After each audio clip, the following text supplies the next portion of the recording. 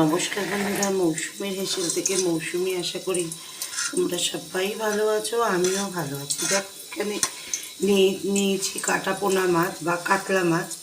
দেখো এখানে রয়েছে কাতলা মাছ। কাতলা মাছগুলোকে ভালো করে আমি ধুয়েছি, নুন পাতিলেবু দিয়ে ভালো করে ধুয়ে নিয়েছি। নিয়ে জল ঝরিয়ে আমি মাছগুলোকে একটা গামলার মধ্যে তুলে নিয়েছি। এখানে রয়েছে নুন, হলুদের গুঁড়ো, লঙ্কার গুঁড়ো। এবার আমি কিছুটা তেল, অল্প পরিমাণ তেল দিয়ে দিচ্ছি। দিয়ে ভালোভাবে আমি মেখে নিচ্ছি মাছগুলোকে। তোমরা যদি ইউটিউব থেকে দেখে থাকো তাহলে সাবস্ক্রাইব করতে ভুলবে না। আর ফেসবুক পেজ থেকে যদি দেখে থাকো তাহলে পেজটাকে অবশ্যই ফলো করবে। দেখো আমি নিজেই ভিডিও করছি, নিজেই মাছটাকে নুন, হলুদ, গুঁড়ো লঙ্কা আর কাঁচা তেলটাকে মাখানোর জন্য ভালোভাবে তোমাদের দেখাতে পারছি না। যাই হোক, চলো মাছটাকে এপিট ওপিট করে ভেজে নেওয়া যাক। আর মাছটা আমি কী দিয়ে রান্না করছি, ফুলকপি আলু দিয়ে মাছটাকে আমি করছি। দেখো ফুলকপি আলু ভেজে নিয়েছি। দেখো ফুলকপিটাকে ভালো করে গরম জলে নুন দিয়ে সিদ্ধ করে নিয়েছি।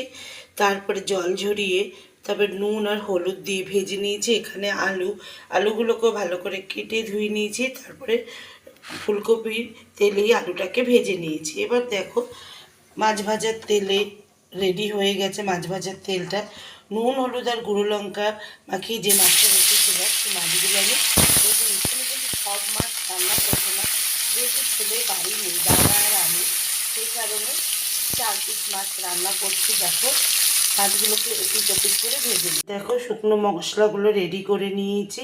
এবার জল দিয়ে শুকনো মশলাটাকে একটা পেস্ট রেডি করব। আর এখানে নিয়ে নিয়েছি অল্প কাঁচা লঙ্কা, আর এখানে নিয়ে নিয়েছি পেঁয়াজ রসুন বাটা।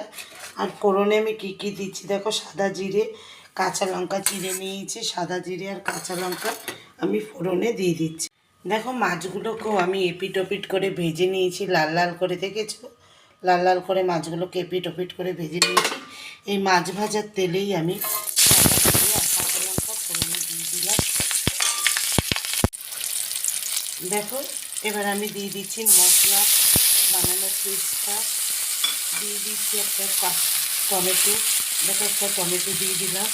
এবার দিয়ে দিচ্ছি পেঁয়াজ রসুন বাটা, দিয়ে দিচ্ছি কাঁচা লঙ্কা, অল্প পরিমাণ কাঁচা লঙ্কা পেস্ট ছিল সেগুলো দিয়ে দিলাম। মশলাগুলো দিয়ে ভালোভাবে আমি কষিয়ে নিচ্ছি। তোমরা যদি ইউটিউব থেকে দেখে থাকো তাহলে সাবস্ক্রাইব করতে ভুলবে না।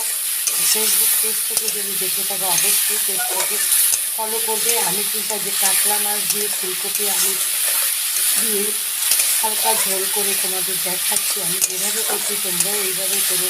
সেটা কমেন্ট বক্সে কমেন্ট করতে বলবে না, শেয়ার করতে বলবে না, লাইক করতে বলবে না, আর সাবস্ক্রাইব করতে তো একদম বলবে না, ফলো করতেও বলবে না।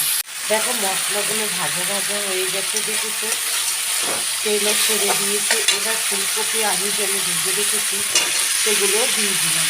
দিয়ে ভালো করে আমি মশলার সঙ্গে মিশিয়ে নিচ্ছি। দেখো এবার আমি উষ্ণ গরম জল দিয়ে দেবো। দেখো ভালোভাবে মশলাগুলো আলুর সঙ্গে আলুর সঙ্গে মিশে গেছে। এবার দিয়ে দিচ্ছি আমি উষ্ণ গরম জল, দিয়ে ভালো করে আমি মিশিয়ে নিচ্ছি ফুলকপি আলুগুলো।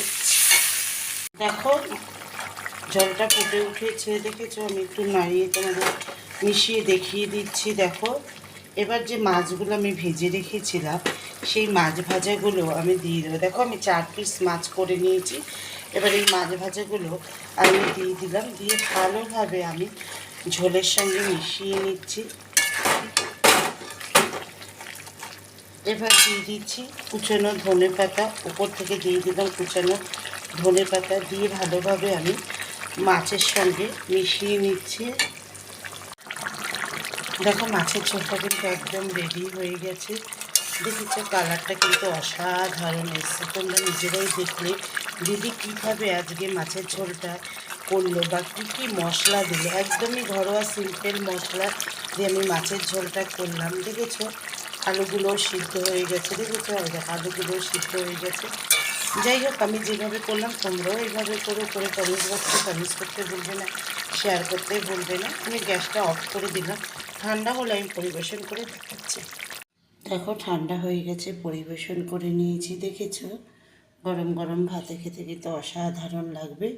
কে কে ফুলকপি দিয়ে কাতলা মাছের ঝোল খেতে ভালোবাসো অবশ্যই কমেন্টস বক্সে কমেন্টস করে জানাবে। আজকের মতন আসি, নমস্কার। সবাই ভালো থেকো, সুস্থ থেকো। আর ইউটিউব থেকে যদি দেখে থাকো সাবস্ক্রাইব করতে ভুলবে না। ফেসবুক পেজটাকে অবশ্যই ফলো করবে। আজকের মতন আসি, নমস্কার।